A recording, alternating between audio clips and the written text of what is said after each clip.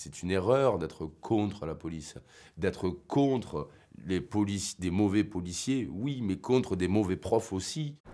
On a quelques questions à vous poser, monsieur, mais ce sera pas long, ne vous inquiétez pas. Mais nous ne sommes pas tenus de collaborer avec la police. Nous n'avons aucun lien avec votre monde et aucune foi en lui. Alors, Chien 51 est un film d'anticipation. Je parle même de présent augmenté, tant il est proche, c'est un futur proche, qui se situe à Paris. Paris a été divisé en 3 zones. La zone 1 qui réunit les ultra-riches et le pouvoir. La zone 2, les populations les plus aisées.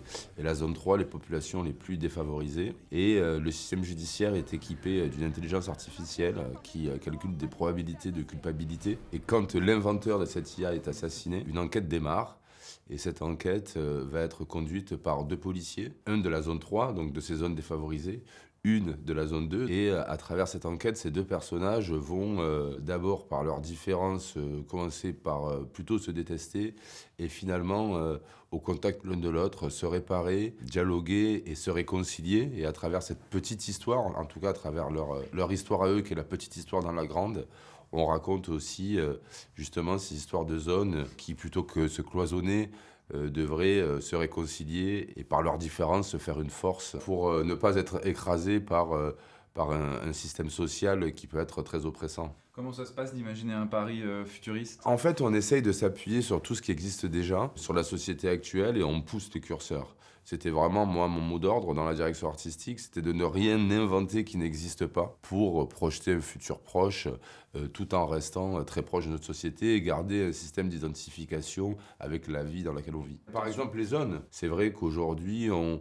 voit que ces zones existent déjà. Le périphérique sépare Paris intramuros de la banlieue parisienne. Mais est-ce que vous pensez qu'on va vers ça? Je ne sais pas si on va vers ça.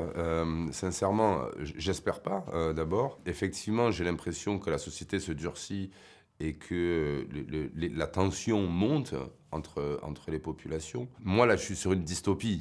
C'est un exercice, la dystopie. C'est un exercice littéraire, c'est un exercice cinématographique. Donc le principe, c'est de faire peur un peu. C'est ça l'exercice, c'est de proposer une version très critique de la société.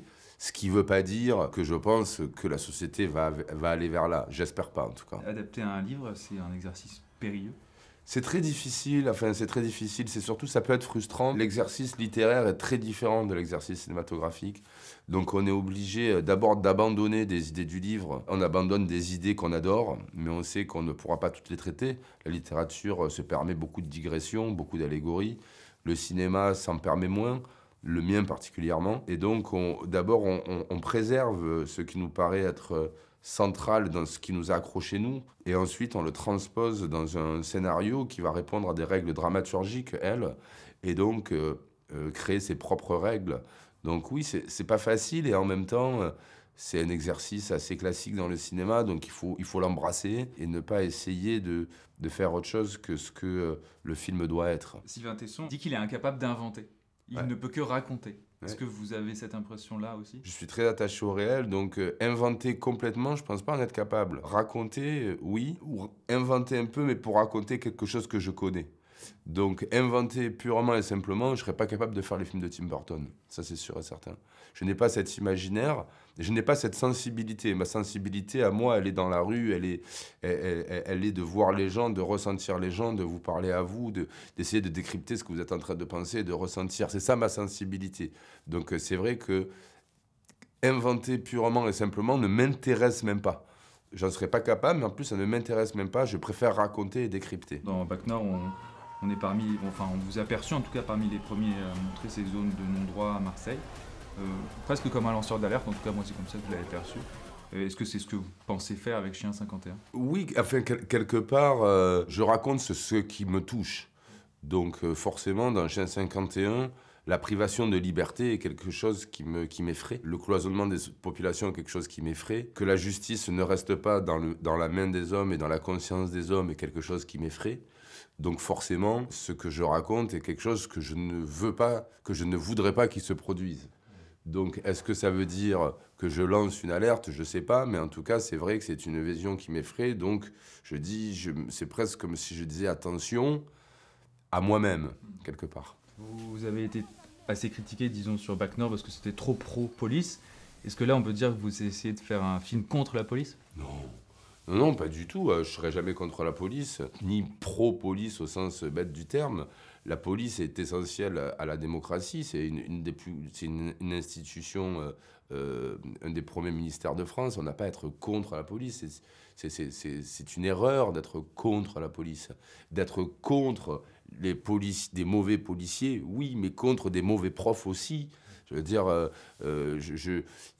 ça n'a pas de sens, en fait. Donc là, j'essaye pas de faire un film contre la police, puisque c'est pas la police qui est en jeu, c'est l'utilisation de l'intelligence artificielle qui est en jeu. C'est pas la police dans le film. La police n'est pas en jeu. D'ailleurs, c'est deux policiers qui se rebellent contre le système. Vous avez tourné un biopic de Johnny Hallyday avec Raphaël Quenard en acteur principal. Ça veut dire que vous en avez marre de la police, là? Ça y est, c'est bon? J'aime le rock, j'aime Johnny, j'aime ces années-là. J'ai envie de raconter aussi de la joie. J'ai envie aussi, à travers cette histoire, dans ces années 60, 70, 80, de raconter une jeunesse décomplexée, une jeunesse qui aimait rêver. Donc ça, c'est quelque chose qui m'intéresse beaucoup dans le fait de faire Johnny. Et évidemment, ce personnage extraordinaire qui a révolutionné cette musique en France en tout cas et qui a traversé toutes ces époques. Moi, faire Johnny, d'abord, ça m'enthousiasme. Je trouve ça extraordinaire et formidable. Évidemment qu'il y aura une attente, évidemment qu'il y aura une pression, mais je ne peux pas laisser cette attente, cette pression me vampiriser parce que moi, je suis réalisateur et je dois prendre plaisir à faire mon film, à faire ce film, à rendre hommage à cet homme. Il ne faut pas céder à la pression, elle ne peut pas être écrasante et tétanisante. Et c'est d'abord l'enthousiasme, le plaisir et l'excitation qui doit prédominer. Et chez moi, franchement, ça prédomine tout le temps.